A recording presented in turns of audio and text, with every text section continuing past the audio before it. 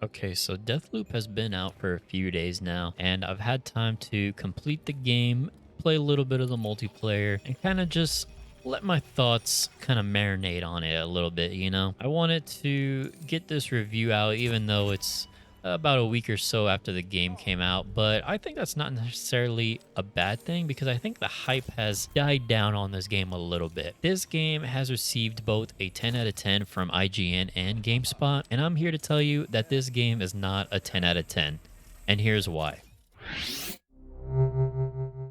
So Deathloop is a pretty good game. Don't get me wrong, I enjoyed it. I had a lot of fun with it, but I don't think it's a great game. I think there are things that hold it back from being a potential game of the year contender. So I'm going to go ahead and break down the game, tell you what I like about it, tell you what I don't like about it. And there's not going to be any spoilers whatsoever here in this review, so you don't have to be worried about spoilers. Starting off with the story, it's pretty basic. Like I said, I'm not going to go into spoilers, but the basic plot of the story is you're playing as Colt, who is living the same day over and over again. It's the loop, right? Colt wants to break this loop. And in order to do so, you need to kill these 8 people called the Visionaries in order to break the loop. The other character, the female character, Juliana, is the one who's trying to protect the loop, and she's trying to kill Colt in order to stop him from breaking the loop.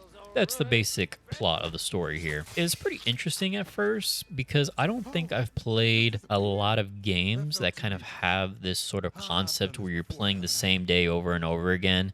Unless you count like roguelikes, but I don't really count those. I don't think it's the same thing here. I really enjoyed the story at first, but as time went on, I found that most of the story came from things you found in the world, such as notes and audio logs. You don't have to read everything, but it feels like the game encourages you to do so because there are little things that you might miss out on in the world. Like there was a note that I read and I kind of skimmed through it, to be honest. After you read a note or listen to an audio log, there will be like a little pop-up on your screen that'll kind of recap what happened, or Colt will say out loud what happened. There was one note I came across and I skimmed through it, and then after, like, there was this big reveal, and then I was like, whoa, what? Like, what the hell? I just missed that?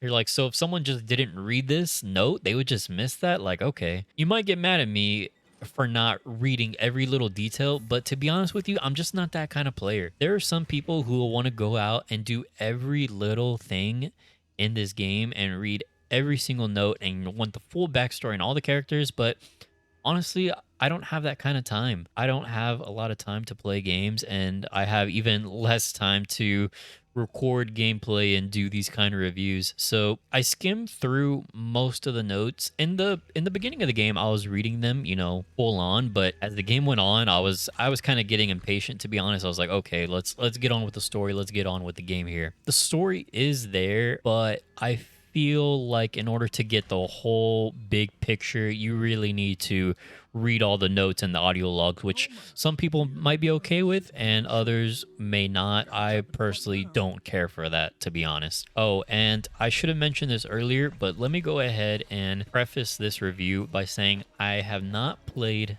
Dishonored or Prey. Some people might get mad at me for that, but I haven't played Dishonored or Prey, and I know a lot of people are going to compare Deathloop to those games because they're made by the same people, of course, but I haven't played those games. So I am bringing you a fresh opinion here, full on non-biased review on Arcane's game here. So take that for what it is. The next aspect is the characters. Now, the characters I actually liked, specifically Colt.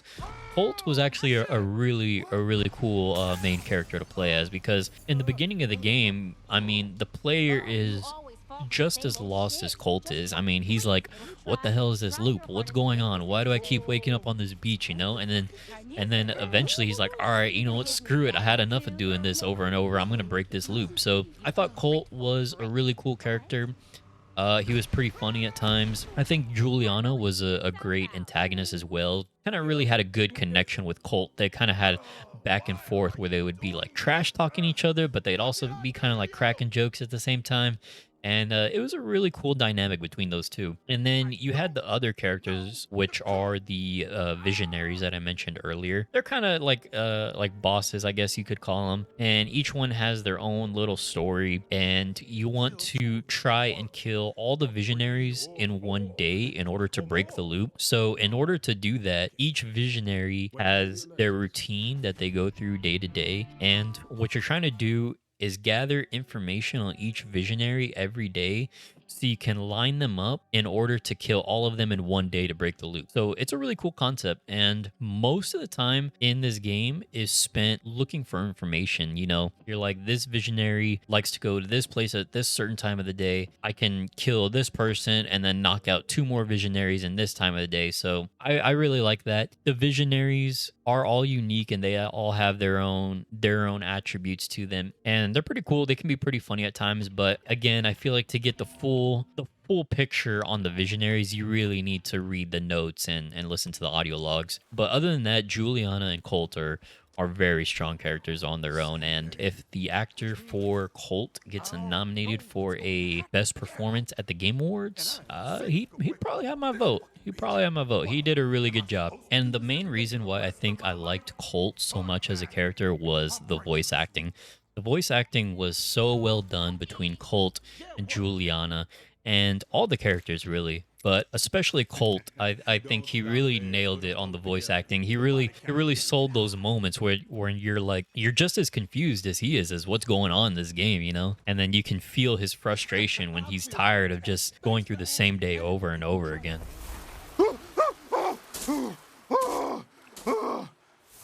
I just dropped myself. What kind of fucked up world is this? Ah! Okay, postcard. Get the postcard. Get off this beach.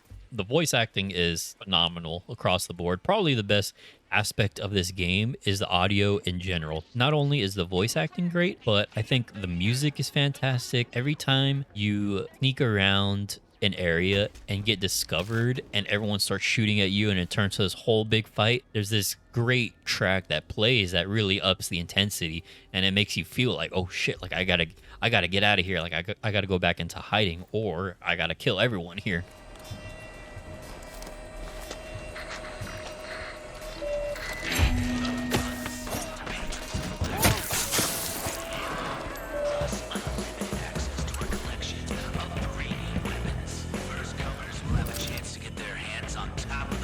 And there are also nice little audio cues whenever you discover something new.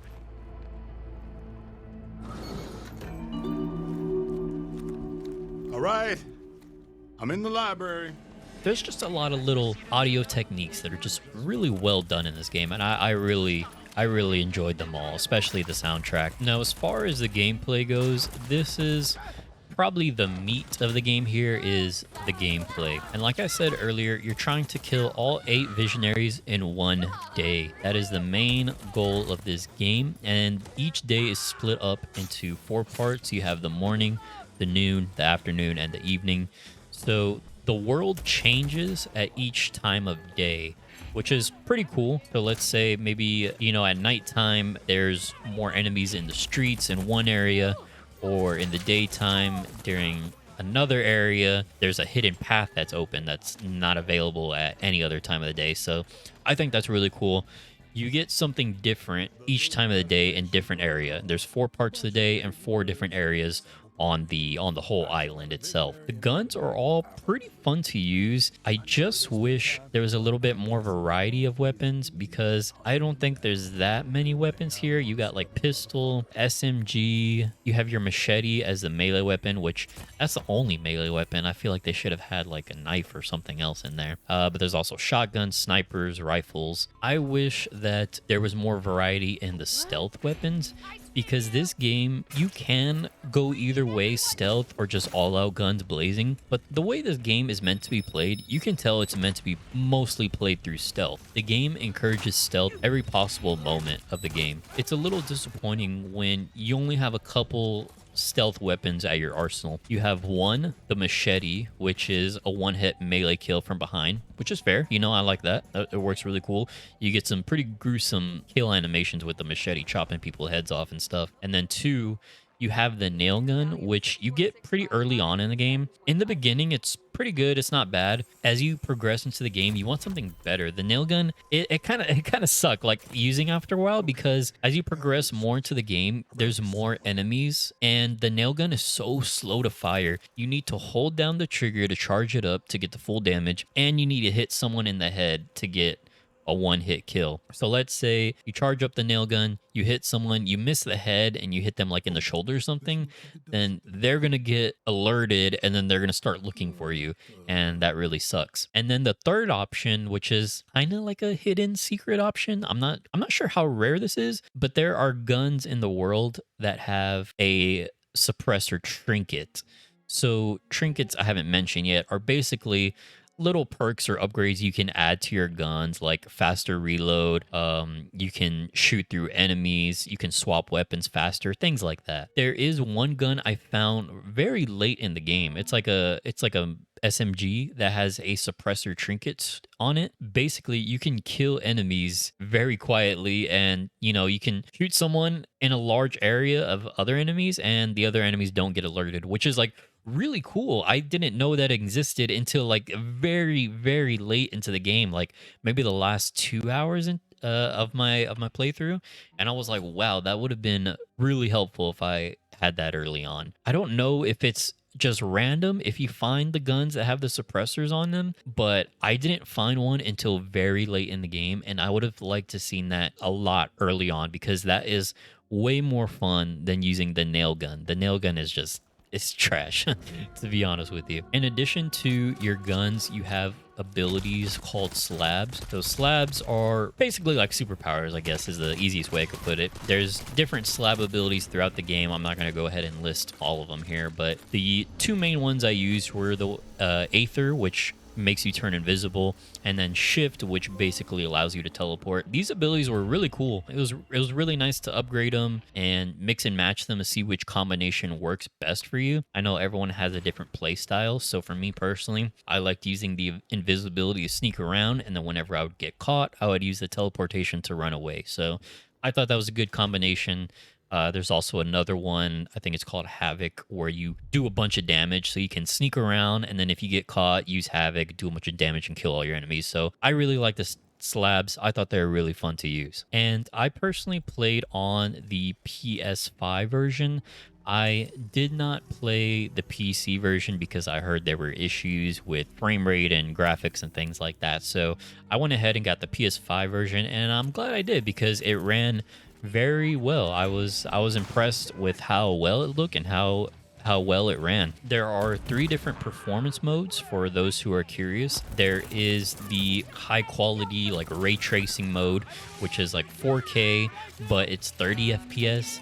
I don't know about you guys, but I gotta have like 60 FPS, like at a minimum. So there was that mode. Then there was the frame rate mode, which I personally played. It was a dynamic 4K scaling with a solid 60 FPS, and it was very solid. There was only a few drops here and there, pretty solid most of the time. I would say I'm pretty happy with that mode. And then there was another mode, I don't remember what it's called exactly.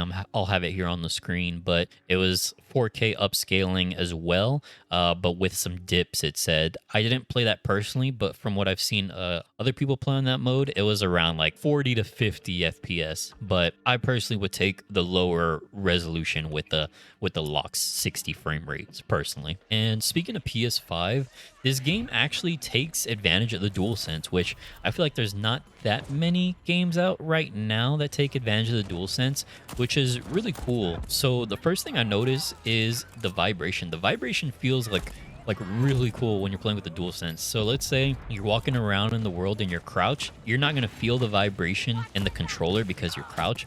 But when you get up and you start walking around regularly, you're going to feel each footstep in the controller, and that's really cool. And when you hold down the trigger on the nail gun, you feel it holding down.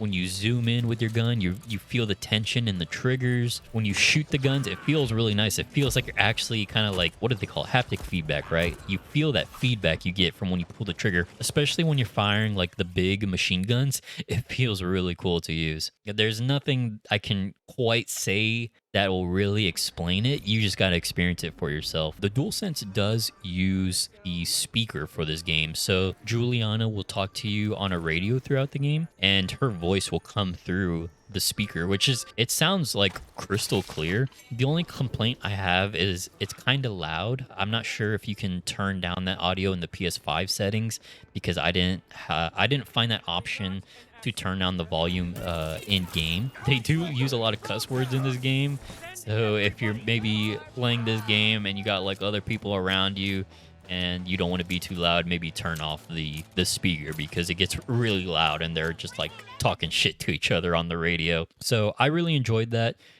You can just turn off the speaker option, like I said, if you prefer that. The last thing that I touched on after I beat the game was the multiplayer. The multiplayer, it's pretty interesting on paper, but it felt like more of an afterthought for me personally. The most similar thing I can compare it to is Dark Souls. You can play as Juliana to invade other cults. You can invade real people during their playthroughs and try and kill them. As Juliana, you get 1 life, but as Colt, you get 3 lives like you do in the single player. That's something I forgot to mention, but you do have 3 lives as Colt in 1 day. If you lose all 3 lives, then you have to restart that day. It sounds cool on paper, but I didn't have that much fun with it. When I played it, it took a little while to find someone to invade because I didn't have any friends online.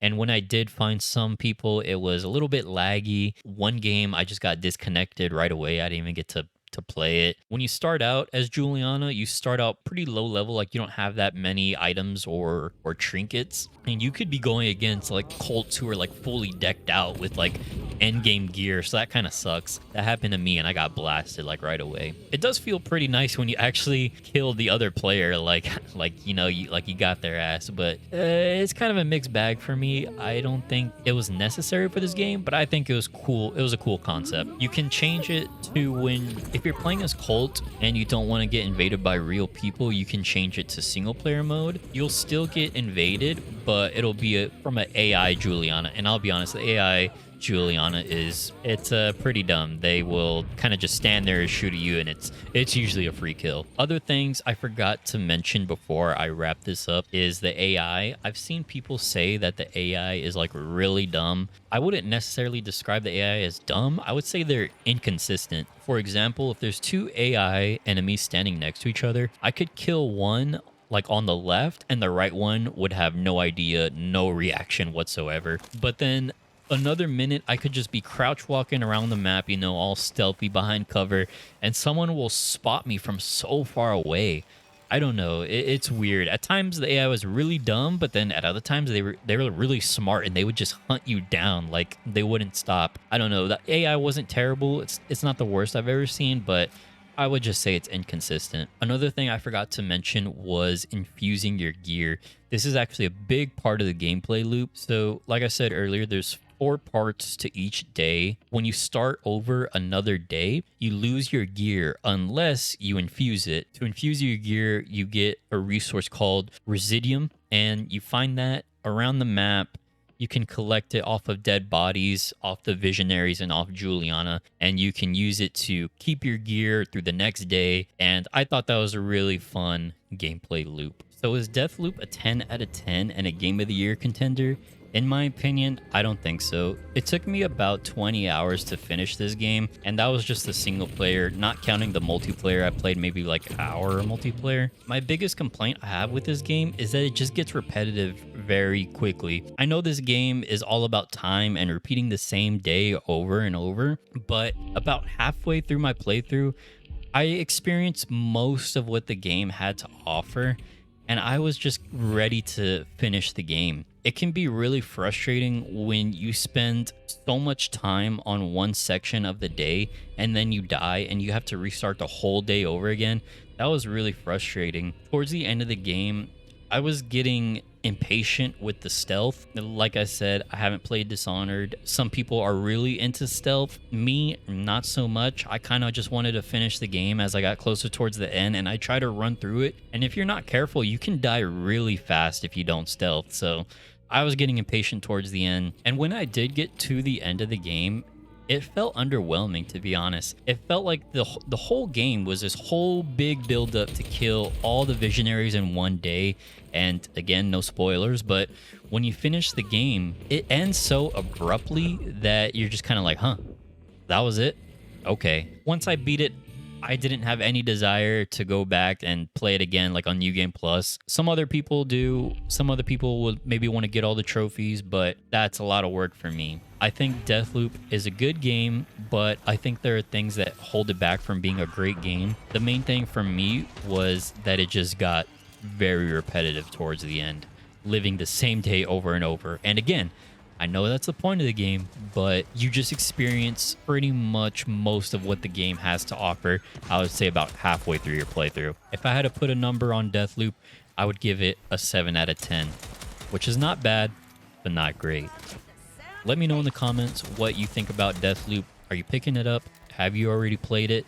Let me know what you're thinking, and let me know what other games you'd like to see reviewed from me. I would appreciate it. Thank you all for watching, and I will see you all in the next one.